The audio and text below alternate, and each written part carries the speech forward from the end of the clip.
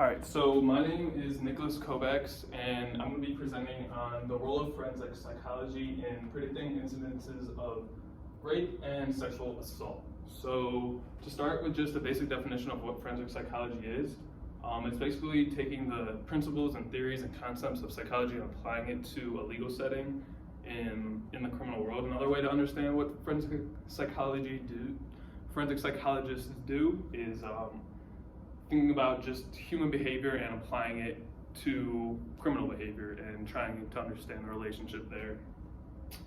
So to start, there's basically four, and it's really five different categories or typologies of sexual offenders in society. These were identified by two researchers with the same last name, Bartle, in 2012. The first category is the sexually motivated sadistic sexual offender, and these are people who are extremely frustrated. They have sexual fantasies that involve pain and discomfort for their victims. These are often going to be the most violent types of crimes and sexual assaults, and these people are purely out to enjoy the pain and the discomfort of their victims. Moving on, we have the sexually motivated non-sadistic offender. And this is someone who's purely out for sex. They are someone who may have feelings of inadequacy. They're not very sure of themselves. They're a bit self-conscious just in general. These are the type of people that are going to be most likely to flee from a scene. And they're just someone who's constantly trying to prove their adequacy to both themselves and the world. Some common behaviors are they might try and establish rapport first before they try and lure their victim, but they do sometimes show concern for the victim welfare for their victims during a sexual assault.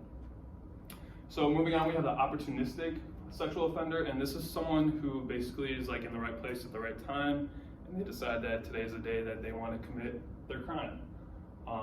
The typical example that a lot of people think of is maybe in high school, the drunk girl passed out and the football player sees her and takes advantage of that situation.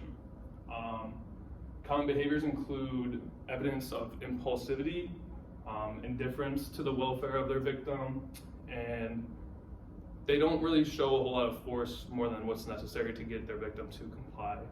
A lot of times these type of opportunistic assaults happen during another crime being committed. So if someone is committing an armed robbery or a robbery of a home invasion and someone's home, they may just decide to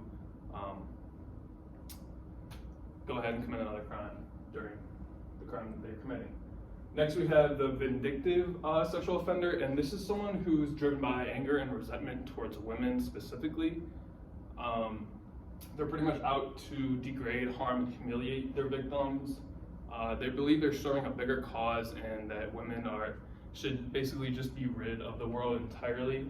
A lot of people are clear in their intentions when they're doing this, and the violence is sexually significant because they choose basically parts of the body to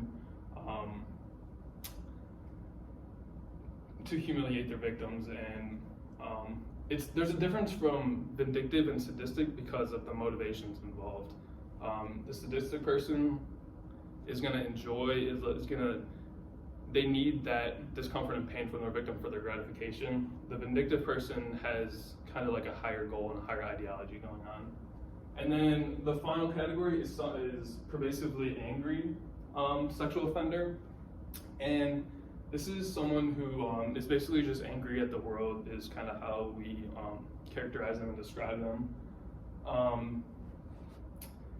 They inflict harm on their victim, not for their own gratification, but just because they can.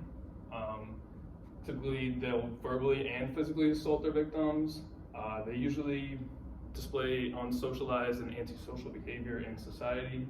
They don't really plan their attacks, and they're just pretty much aggressive and controlling people in society.